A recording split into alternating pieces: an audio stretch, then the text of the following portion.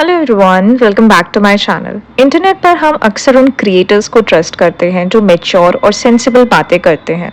अज़ूज़ अब्दुल अजीज़ उन्हीं में से एक है, एक म्यूजिशियन और एक वीडियो एसेइस्ट जिन्होंने सालों से एक डीप थॉटफुल पर्सनालिटी पोर्ट्रे की है। लेकिन हाल ही में एक 18 साल की लड़की ने जो एलिगेशंस लगाए हैं वो हमें मजबूर करते हैं ये पूछने पर ऑनलाइन इमेज और रियल लाइफ कैरेक्टर में इतना बड़ा गैप हो सकता है क्या?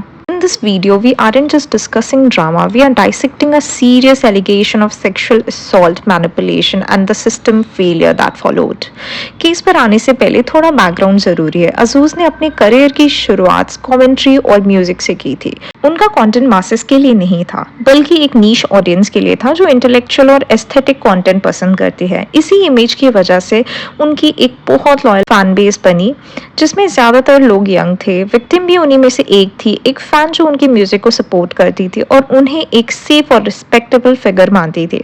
विक्टिम ने अपने डॉक्यूमेंट में साफ लिखा है कि वो अज़ूज़ को एक मेंटोर की तरह देखती थी और उनके बीच का कनेक्शन काफ़ी महीनों से था। यही वो ट्रस्ट है जो इस पूरे केस का बेस है।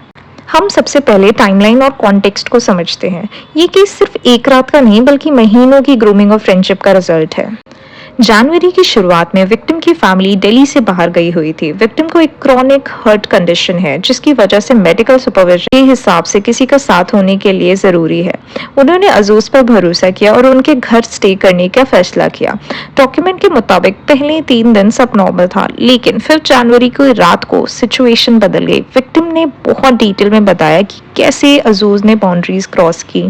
जब उन्होंने नो कहा और फिजिकल रेजिस्टेंस दिखाई तब भी बात नहीं मानी गई। डॉक्यूमेंट में मेंशन किया गया है कि अज़ूज़ तब रुका जब विक्टिम दर्द की वजह से रोने लगी।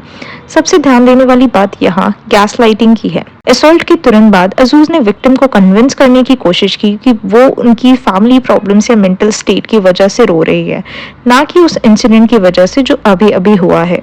अगले दिन विक्टिम को सीवियर फिजिकल कॉम्प्लिकेशंस फेस करनी पड़ी। उन्होंने डॉक्यूमेंट में बताया है कि उन्हें इंटरनल ब्लीडिंग और ब्लैडर कंट्रोल लॉस जैसी प्रॉब्लम्स हुई।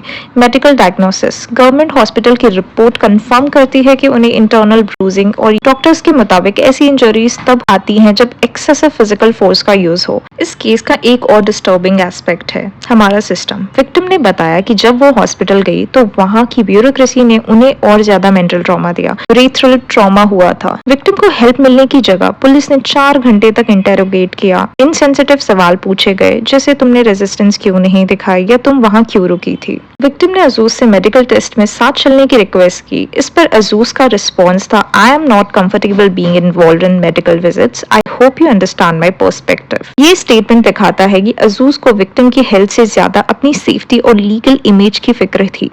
उन्होंने विक्टिम को ब्लॉक कर दिया और रिस्पॉन्सिबिलिटी लेने से पूरी तरह इनकार कर दिया। एंड ये पहली बार नहीं है जहां abuse is being claimed for such things. इस इंसिडेंट के पब्लिक होने के बाद कई और लड़कियां भी सामने आकर अपने एक्सपीरियंसेस शेयर किए and accused him of his alleged behaviour.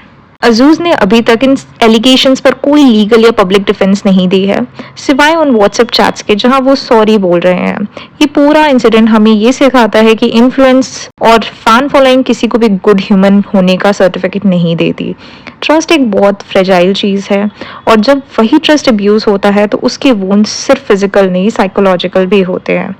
Victims ने जो डॉक्यूमेंट शेयर किए हैं वो उनकी हिम्मत का सबूत है। केस अभी पब्लिक डोमेन में है और उम्मीद है कि जस्टिस सर्व होगा।